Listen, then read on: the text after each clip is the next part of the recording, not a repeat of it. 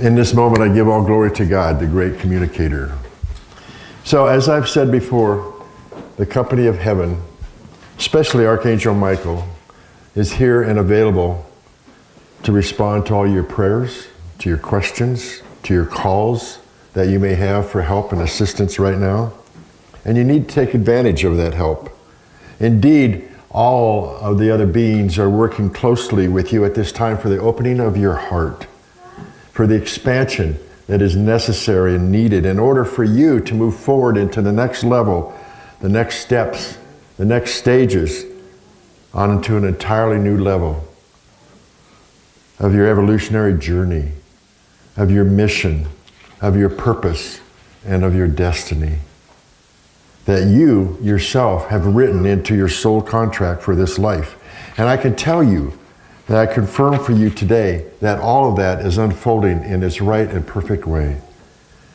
All of the unfolding is in alignment and in accord with the bigger picture and the bigger and greater plans and the contracts that you have personally made on a soul level. So, with all of that happening, you need to stay into the light and not revert or digress back into the old shadows, the ego stuff. Sometimes they can still be places of comfort for us to digress to. But we need to stay awake, which is what I've been talking about the last few weeks. I know that because of the work that's being done here with all the talks and everything that happens with here over time, you are all moving forward. You've come far enough now that you will never return back to the old ways of doing things, the old shadows. But there are still comfort zones that exist that, as I talked about in last talk called A New Order of Being, sometimes we digress. Maybe 15, 20 minutes we get caught up in some old beliefs or the ego takes over for a while. But then we wake up. We've been practicing that. You got to remember, you're not going back and you're never going to return fully to all those shadows. I am awake. That's the term you want to say to yourself. And as for your heart chakra, which is the more important place we want to connect to, there's been so much healing and things that have healed in you. So many ways that you have opened up your heart much more over all this time into new, beautiful, and wonderful and magnificent ways. Whether you're aware of it or not, that's happened, beloveds. And yet, you must still choose to stay in the light. Hold it open. Keep it open. Keep that heart open no matter what. Because there are still triggers within us that set off old patterns, and they will trigger you unconsciously and want to take you back where you want to digress or revert back to those old comfort zones that were the shadow part, the ego part to begin with. And then what happens is that we may want to shut down our heart because we're starting to feel something or close it down instead of keeping it open and being present in the moment to the energy that's coming through for you. To be present in all circumstances and in all ways, beloveds, in all ways in your life, as it is intended for all of you. This journey of spiritual enlightenment that you chose to be here for, this path of spiritual awakening leads us all to the journey of the heart, the way of the heart, which is a beautiful quote, the way of the heart. In opening and keeping open your own heart at all times and all circumstances. But only when one is spiritually mature enough, when enough has been healed within your heart and your mind, when enough stable energies and higher frequencies have been anchored and grounded within you and fully integrated in all levels, is it possible to do so. And when these new protective mechanisms are in place to protect you, then is it possible to do so. And all of you are working on that, whether you know it or not. There's still some of the work that lies ahead. As I said, we're on this journey and we keep moving forward. But you have come a long way. You need to take that in. Or else you would not even be here to receive this message today. You came here specifically to hear this message that God wanted to share with you because of the work that you've done, because of the experiences that you've had so far in your life. And so, by taking this message in, it's really good to honor and to love and to be grateful for the path and the progress that you've made when you're in this journey. Watch the negative mind that wants to come up that you haven't done enough or whatever, and be in the place of saying, I am so glad for this journey that I'm on. Everything that's happened has brought me to this place. And then to love yourself fully for that,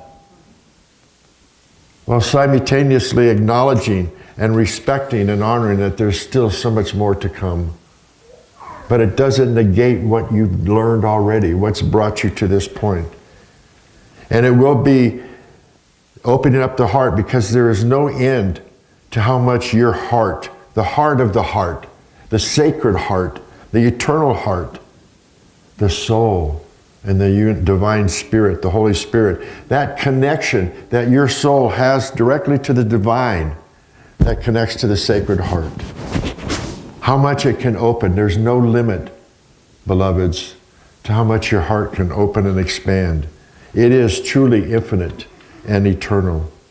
And it is a humbling thing, definitely, when you understand that. You are all meant to be humbled by it, and you're all given continuous lessons in humility all of the time to help counterbalance the ego that wants to be in control. As humility, it has the power to do so, to keep the ego in balance, to keep it in its proper role and place, to keep it in proper check and alignment so that it doesn't run amok within ourselves. Humility has the power to do that, to rein in and realign the ego.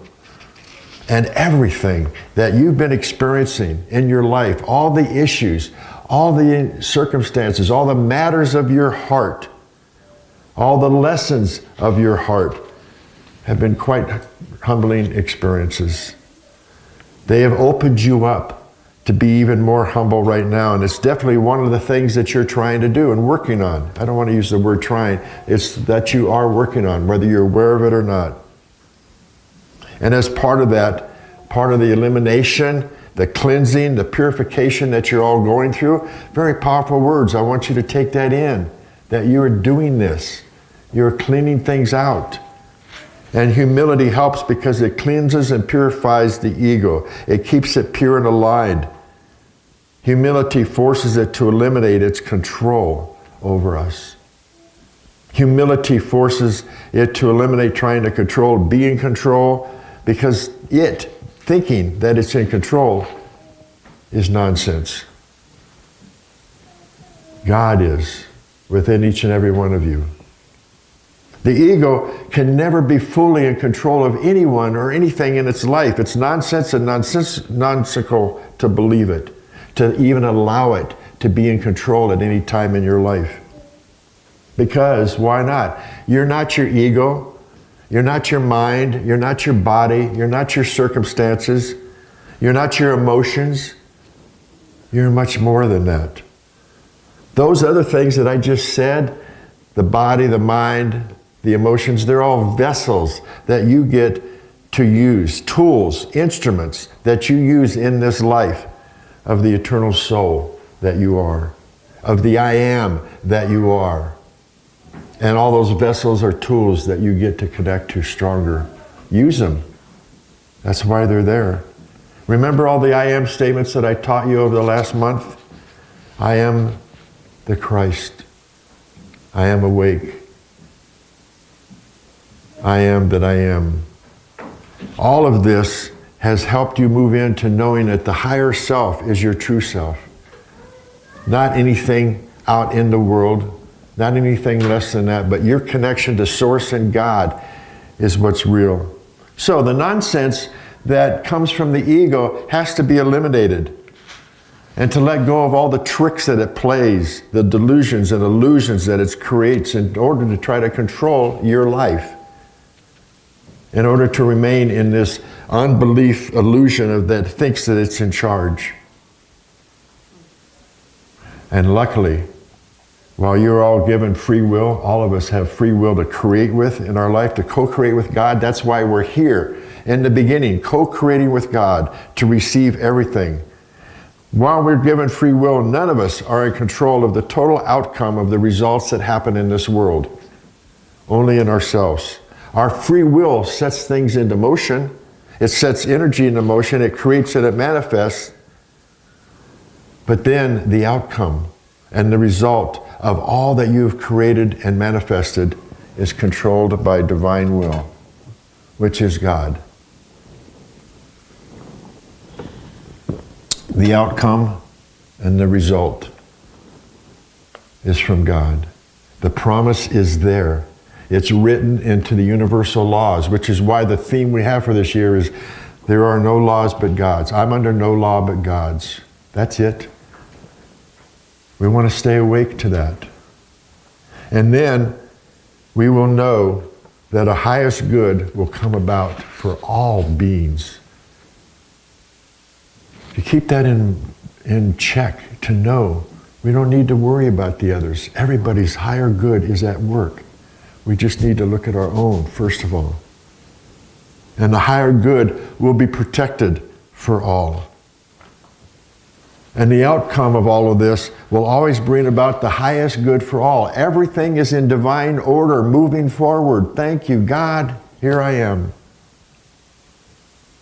That's why the ego could never control the outcome or the result, because it has no concept, it has no clue of what's going on, no capability. It does not have any within its function, any design or capability of understanding or comprehending what is the highest good at all. It just thinks of itself. But our connection to Source knows that we're connected to the higher source of us and everyone else. So I explain this to you because, beloveds, the more you understand it, the more that you know it, the more that you recognize it inside, the more your real self comes out, which is I am consciousness. That is who we are. And then you can be free of the ego's nonsense and its ways of thinking that it's in control. The paths and processes that it chooses. Where it chooses to operate from, we're here to put it back in alignment through our own humility, through our own being connected to Source, knowing the truth within ourselves. We're back in alignment, and then we purify and we're cleansing ourselves of all the negativity, all the ego's ideas. And then what do we experience? Empowerment. Personal empowerment, and being in your own power requires that you stay in a constant state of humility, because humility itself is a power. It's the power owned by those who are truly using their inner personal power to create their lives. Using their power in the light. That's the other light I am. Awake I am. Then when you're doing that, you're fulfilling the divine purpose and the divine plan in your own life. Which is why you're here. So many of the things that you've had experiences of have been for your own empowerment. Practically every situation that's happened in your life gave you an opportunity to choose. How am I relating to this? From my ego? From my I am self? These experiences that you have in your life, and that's why we're here to experience them, because they take you deeper, more and more into your own power. They take you into your true self, your nature, your destiny, your purpose, whether you're aware that that's what's going on in the moment or not. You make choices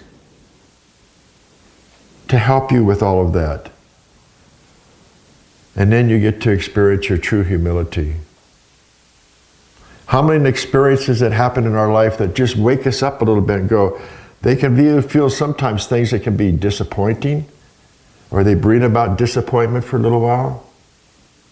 But it's all how you react to it and what you focus on. What you want to do is keep your heart open in all circumstances. Don't close it down. Keep it away so that it helps you to trust, to have faith. And another word that I've used before is to know. We want to get to the place of knowing the truth of what I'm talking about. And you all know this is an area where you've needed healing for quite a while, about your heart, to heal the heart, and to know that new lessons and opportunities for it are coming along all the time. And let's stay awake to that. Just as you were brought to this moment, to this talk today, to this community, by relying on your uncommon faith, you must rely on it more to keep moving forward. To the faith that you're getting from being here in this fellowship of spirit. The connection to the I am that you're getting here. To be able to trust and be in that open state of trusting everything's going to be okay all of the time. And we want to make it unconditional. I want you to hear this. Unconditional love requires this. In order to have unconditional love, you cannot have conditional trust. Did you get that? We're looking at unconditional love. So to do that, we have to have unconditional trust to make it work there, to really open ourselves up unconditionally to everything. Conditional trust means that you trust the others will always do the right thing. What you think is right, what you see is right, what you feel is right for others. But that's not what trusting is, nor what it means. It does not mean that everyone will do the right thing according to you. To unconditionally trust someone is just to trust them to be who they are and nothing different. To do that, we have to know that we have to be who we are as well, right? It does not mean that everything will do the best thing. We know that we want to accept everyone and ourselves for who they are, how they are, right in this moment when we relate to them, when we connect to them. We know that they're being the best that they can. All of you are. So to trust someone is to truly be able to see them, to see their soul, to see where they are in this worldly journey. And to do that, it takes you seeing that about yourself, right? We can only see the outside from what's inside. And we have to be in acceptance of that. We have to be open to that kind of vision. And it's a spiritual sight. As I've said before, it's called to see as God sees. Because God doesn't look at all of us and waiting, oh, I want you to do what I want you to do. God gives us free will. Be the joy, be the love, be everything that you are, but it's your choice. Let's see that more for ourselves, beloved, so that we can see it for others. We want to use our spiritual sight to see more and more of who and what other people are and not take things personally. That's another thing for trust that we need to look at. To not take the actions or the words or the deeds of others personally. We need to stop it, let it go. Things happen. But how are we going to relate to it? How are we going to open up our heart? There is a kind of trust, a type of trust that must be unconditionally there for others in order for their heart to open up as well. If they feel that they're not getting unconditional love for you, they're going to shut down. You would do the same thing. There's sometimes we look at trust as humans and say, oh, it's something that earns over time. There's certain things you have to do for me to trust you. It's interesting because I do mediation for clients and I ask them, do you trust this person as the parent? Do you respect them? And it's interesting to get answers a lot around trust. No, I don't yet, because he or she isn't doing what I want them to do. And then I got to talk to them about trust in their own self first. So we look at that it has to be earned over time. It's a word or a phrase, but it doesn't mean that we have to put constructions or conditions upon it. It doesn't mean we have to make it impossible to earn it. Why would we want to do that? We don't want it for ourselves, to have somebody put us in a place where you've got to do this before you get my trust. Even the types of trust that must be earned must have an element of unconditional within it. It may still have parameters, it still has stuff that have to be defined, but it cannot be determined by the ego. Remember, we're letting go of the ego. We're opening up our heart. The ego does not ultimately know how to make those choices because it was not created for those choices. It was created for its own self. to create what it thinks is right in life. It was not created with that kind of discernment. So there's more that I want to share with you about this next week. For the time being, we're going to end here and continue next Sunday on Unconditional Trust. Namaste.